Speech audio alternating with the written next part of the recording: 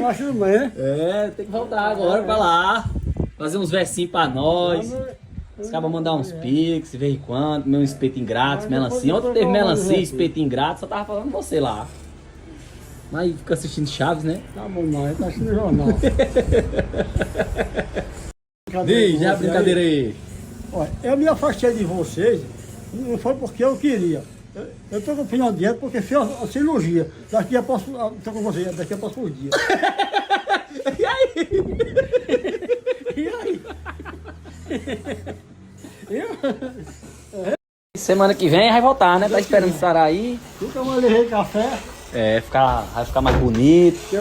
Vai ficar mais bonito, tirar a barba. Levei café devido à situação. Eu estou assistindo Chaves deitado aqui no chão.